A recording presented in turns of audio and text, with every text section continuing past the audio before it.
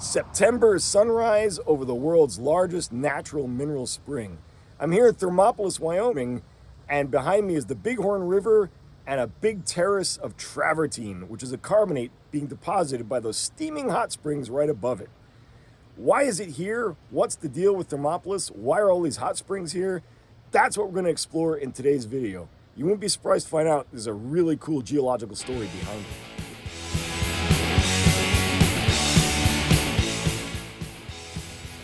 Back that way, down south, is the spectacular Wind River Canyon.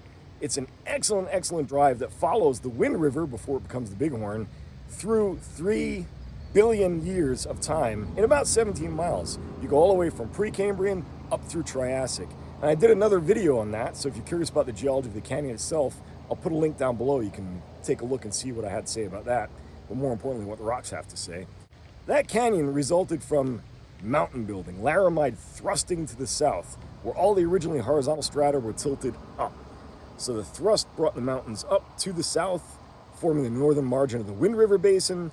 Here I'm in the southern part of the Bighorn Basin, which is on the down-thrown side of that thrust fault.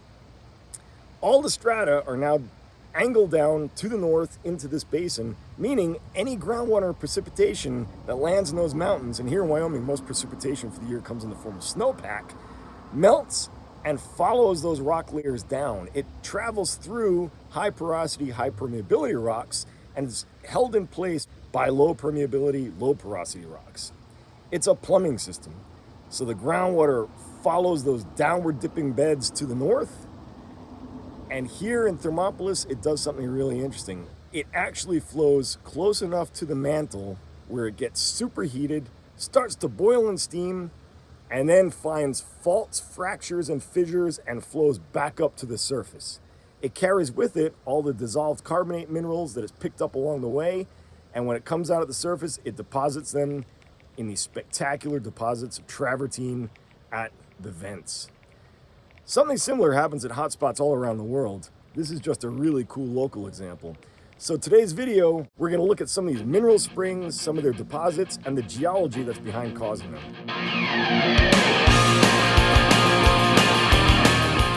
So I'm here at Hot Springs State Park, just on the north side of Thermopolis, Wyoming. Thermopolis is thermo, warm, polis city. Really creative name, right? It's a hot city. But Hot Springs State Park is a really great spot to take a walk around, spend some time. There's modern thermal springs, like I'm gonna walk around, we'll take a look at it right now. There's extinct ones. There's a variety of really cool geology, all kinds of ecological things happening in here. Behind me is where one of the springs is coming out of the cliffside and percolating down into the big, major spring that you can see from across the highway, like I showed in the intro of this video. So for the next a few minutes, however long, I'm going to walk around, take a look at some of the geological features, the spring features, even some of the ecology here. And I hope you'll stick around and watch because it might be pretty interesting. Maybe you'll be inspired to come visit Hot Springs State Park or Thermopolis here in Wyoming. You could do a lot worse to spend a few hours of time walking around. I even hear there's a bison herd out here. Just be careful. People get gored by bison every year in Yellowstone. Just don't be stupid. In fact, forget I even say anything about the bison. Let's just look at the geology in the springs. Come on. All right, so every park, every tourist spot in the world has its kind of like, local feature that it's known for, and this is the one here at Hot Springs State Park. It's called the Tepee. It's a natural and unnatural feature. It's natural in that the mineral deposits are totally natural. It's unnatural because what happened is plumbing was installed to allow hot water to get into some of the bathhouses they have around here. Yeah, I know, it was a thing. People still use them. It's kind of not my thing, but hey, whatever. So to relieve some of the pressure and some of the steam, they built a little outflow teepee here, and it's got a conical brick infrastructure in there. Well, over the years, travertine started building up on it, and now it's become this iconic feature that's right at the entrance when you come into Hot Springs State Park. It's one of those iconic features that, yeah, it's natural, but it's sort of unnatural too. I don't know how I feel about the teepee. I guess it's kind of cool. I got nothing against it. Let's go look at some real natural stuff in the park now. All right, so we're going to take a walk around the main terrace pool that we saw from the overview back there. If you do come, stay on the boardwalk. It might be slick. Heed all the warnings. Don't be an idiot and hurt yourself. That's just common sense. All right, let's take a walk. So the overview I started at this morning is just right up there across the river on the highway. And the Bighorn River is right down there. You can see a really great view of the travertine deposits here. This all gets deposited when there's a lot of water running off. This is all extinct, but look at that. Here it is. And it smells, if you've been to Yellowstone or any other hot springs, it smells a lot like boiling eggs. It's that sulfur. Oh man, yeah, you can really smell it. I wish this was a smell-o-vision video. Just like boiling eggs, or something even nastier maybe. High road or low road? Let's take the high road. It's always a good policy in life.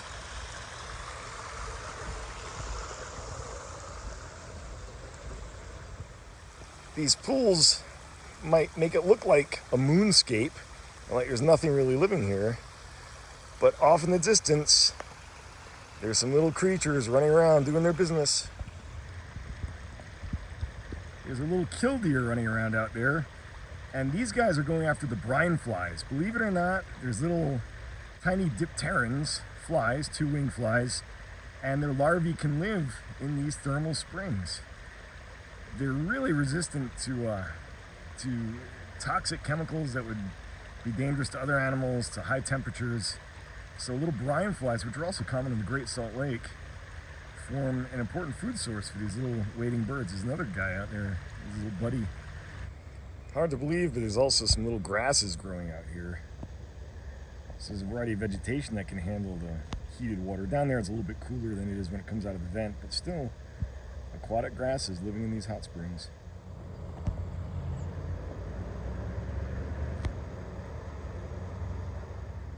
So from a distance, this kind of has a grayish, whitish appearance, which is mostly from the carbonate where it's been exposed and is being bleached out. Taking a closer look though, look at the microbial action. Look at the colors. There's yellows and greens and some pinks in here. This is the live algal mat, cyanobacterial mat. You can even see some little gas bubbles coming out of it down here. So this is the living part of the hot spring that's feeding on the minerals and the nutrients, the sulfur-rich material that's coming out. Similar thing happens in hydrothermal vents in the ocean bottom, where there's bacteria and various other organisms that can live directly on the minerals coming out of these hot springs. And there it goes gurgling under the boardwalk. Pretty exciting little ecosystem happening here. And probably very, very similar to some of the very first life on Earth. So some of the very first life on Earth, and maybe other planets, probably looked a lot like this. There's hydrothermal energy coming out, which by the way is also becoming a huge energy source right now for human beings. We're really tapping into geothermal energy. But in this case, there's hydrothermal, geothermal energy where the water's being superheated, dissolving a whole bunch of nutrients and minerals from rocks that it's percolating through, coming out the surface and providing a food supply and an oxygen supply and a water supply to living organisms. Very simple living organisms, but there they are. We've seen birds, we know there's insects in here, and there's also these little cyanobacterial mats. Yes, science! I'm watching this little killdeer running around out there, and I realized this is a good point to talk about how all the nutrients and oxygen that are supporting the ecosystem in the hot springs are also dumping into the Bighorn River behind us. So all that material gets dumped into the river, and the river benefits. If you go down there and start looking around, just like in Yellowstone, you'll see a wide ecosystem based on the nutrients and oxygen coming from the hot springs. So algae is really abundant. The things that eat algae, like crest bugs, these tiny crustaceans, things called scuds, a variety of insect larvae like mayflies and caddisflies, really benefit from this, and there's just dense populations. That of course feeds fish, like native fish, trout, minnows, all sorts of fish like that, which in turn feed the ospreys, otters, and bears, which take that into the forest. So in reality, these hot springs are a source of nutrients and oxygen not just for the organisms that live in them, but everything that lives in the river and in the land surrounding it. Pretty remarkable. Different species of cyanobacteria have different colors. So we have that really green chartreuse, we've got some oranges and browns and even some yellows. And that's supposedly mostly to do with temperature. The greens like warmer temperatures than the yellows and oranges. In this case, they seem to be living side by side pretty happily. So, you know, I suppose it's true, but there seems to be some sort of overlap at least. And the different colors of these cyanobacterial species are related to the different pigments they use for photosynthesis. They are photosynthetic organisms, so they're not only deriving nutrients from the water, they're also getting it from the light. So I was just walking along the boardwalk up there, and this is where all that water cascades down into the Bighorn River. And you can see it's creating all those beautiful flowstone type structures where all the carbonate is getting deposited as essentially like icicles. It's the same process where the mineral-laden water kind of flows over, some of the mineral precipitates out, and the water continues down. So you're losing some of the mineral before it hits the Bighorn River. And down there, it's a little dark. We can't really see too much. You can see on that side, it's a fairly green, algae-covered rocky bottom in the river. Here's one of those abandoned terrace systems. There's probably a spring in the middle there. You can see it looks like somebody built a raised rim around the little pond. And this is one of those abandoned flows where there was probably a spring somewhere in the middle there. It built up this rim around it and it was draining out into the river. And it has since shifted over here. So we've seen a shift to the south of that pond and the raised rim as the springs develop and evolve over time. This is really making me want to eat some hard-boiled eggs, I gotta tell you. It's making me pretty hungry. It's kind of gross, but true. This is a great place to see the contrast in the colors. The really deep turquoise, blue-green algae, cyanobacteria in the hot flowing channel. And then where it's kind of cooled off, we have that sort of orangish brown, even some of the yellows of the mat-forming cyanobacterial. So we've got filamentous greenish blue algae in there, and the mat-forming kind of crusty orangish yellow algae out here. This is an interesting looking deposit behind me, right? I'm surrounded by Triassic red beds, some Jurassic rocks. What kind of stratigraphy is this? Well, as it turns out, this is actually an ancient travertine deposit. This is from one of the springs that used to come out of the hole down there, and this is layer after layer after layer of that cyanobacterial matted carbonate that's being deposited one layer at a time around a natural spring here. This would be a fun place to take some geologists that didn't know anything about this and kind of dump them in and say, interpret that stratigraphy within the regional context of Triassic and Jurassic. I'd be pretty confused, I think. You know, it's a carbonate, it's a well-laminated carbonate. There's stuff like that in the Triassic. South in Wyoming, there's what's called the Alcova limestone. You might potentially confuse it for something like that. Maybe in the Jurassic, you would think you're looking at some sort of carbonate facies. Turns out it's actually a travertine deposit. So this is an abandoned, extinct spring. And there's a few of these in the area, but like I was saying back at the last stop, these springs and the outlets change over time. You're talking about plumbing that occasionally clogs up with enough carbonate, or a new fracture opens up that the entire system shifts and adjusts and goes somewhere else. Kind of cool. They all have names like Devil's Punch Bowl and all that kind of stuff. And here's what it looks like up close and personal. Just laminated, crumbly carbonate. You don't really see any ripples in there or anything, just stack after stack after stack of very thin lamination.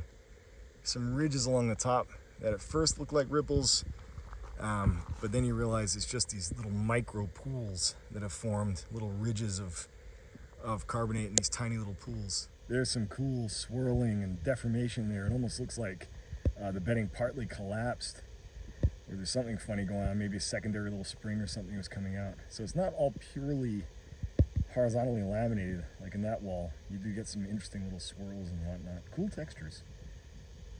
Yeah, so this really helpful sign that I should have looked at before I jumped in is informing me that this is indeed Devil's Punch Bowl, and it was active in the early 1900s, and photographs of it were even featured on postcards at the time. So Now we know. You and I both learned something today.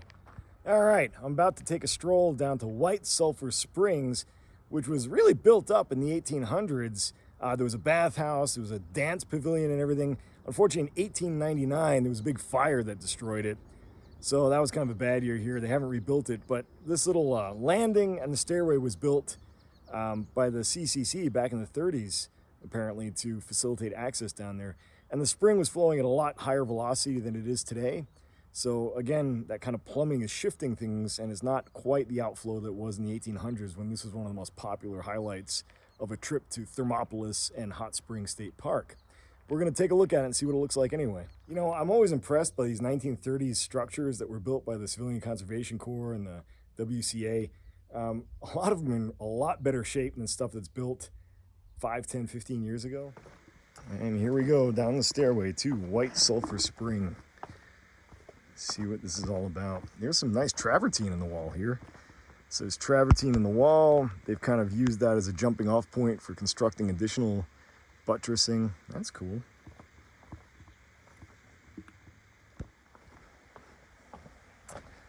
Ah, there we go. There it is. That looks nice.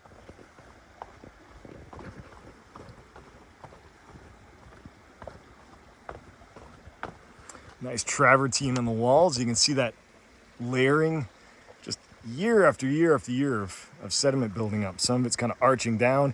It almost looks like cross bedding. This really would be a fun place to take some first year or second or third or fourth year geology students and pick their brains about what they think is going on. Here it is, White Sulfur Spring. That's not so bad. That's kind of pretty. It's got a little bit of a bluish tint to the white.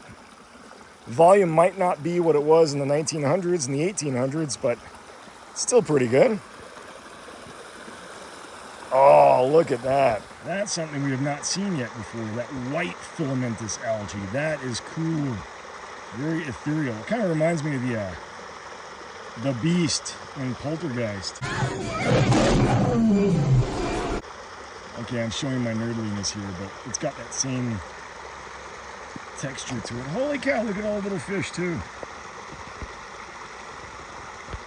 All sorts of little minnowy type things, guppies or some kind of minnow, feeding on the microbes that are coming out with the wash. That's cool. It's kind of depositing all the microbial life, including whatever little maybe insect eggs or something that are in there, and there's all these little fish. You know, the big trout stack up out there just waiting for the little guy. Oh, speaking of which, there was one, grabbed somebody right off the surface. All right. Watch out, little folks. Life is dangerous out here in the hot springs of the Bighorn River. I should grab my fishing rod and get to it. I love coming to areas like this in September because it's not the peak tourist season. It's middle of the week, so there's not many people here. And you get views like this all to yourself. I mean, it's really just you and the fish. And the occasional guys fishing in a boat. How's it going? Yeah, you know, in another video, I talked about the importance of timing field trip stops so that lighting is optimal. Here's a great example of that. The lighting is really suboptimal right now, but you still get the idea of what we're looking at. So everything is facing, unfortunately, west, and we're early in the morning, so the lighting is not great. But check out these spectacular travertine deposits behind me. White Sulfur Spring is right down there. Of course, you know, there's been always opportunists. Today they're selling you Omega XL on TV or the Super Beats, whatever the crap is they're trying to push. It's all just nonsense. Back in the 1800s, it was natural spring water from the hot springs and from various other spots in the world. So guys would come out, bottle this water. It's chock full of minerals. I mean, it's probably not terrible for you. It's minerals, it's water.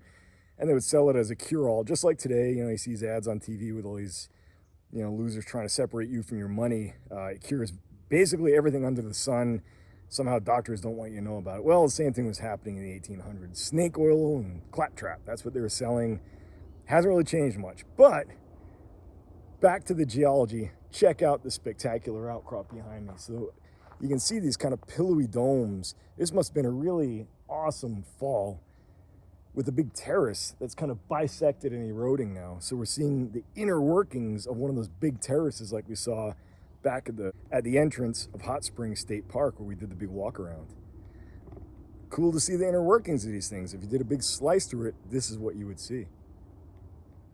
So it's a little bit later in the morning, it's pushing 10 o'clock, and the drift boats are starting to show up, the fly fishermen are showing up. They're upstream, they're downstream, they're all around.